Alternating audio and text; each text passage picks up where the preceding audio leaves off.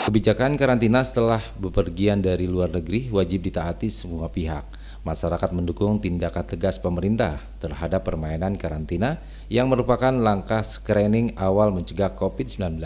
Ketika virus COVID-19 varian Omikron sudah masuk ke Indonesia, maka terjadi lagi pengetatan di pintu masuk negeri, terutama di bandara. Seluruh orang yang baru datang dari luar negeri harus mau dikarantina agar terpantau. Mereka positif corona atau trauma varian Omikron atau tidak, karantina tidak bisa diganti dengan isolasi mandiri di rumah masing-masing karena bisa jadi mereka tak disiplin. Akan tetapi muncul aroma permainan kotor karantina yang membuat Presiden Jokowi bersikap tegas. Beliau menegaskan, jangan sampai ada permainan dan harus dicegah saat ini juga. Dalam artian, jangan sampai karantina jadi ajang kecurangan dan kaum kali kong atau saling kabur, sehingga bisa menaikkan kasus corona atau terutama varian Omikron di Indonesia.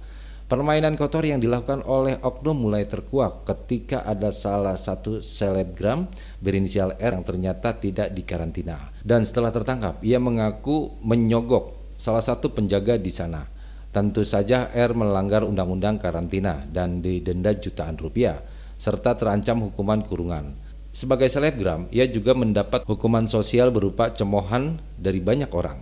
Sementara itu, ada juga modus lain untuk kabur dari karantina. Ada seseorang yang dites corona saat karantina dan hasilnya positif, tetapi ia meminta tes pembanding dan hasilnya negatif.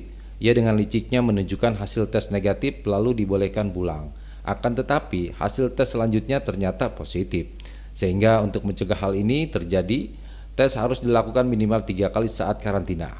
Permainan kotor saat karantina harus diberangus karena sangat merugikan. Pertama, hal ini bisa menaikkan kasus corona di Indonesia, terutama varian Omikron.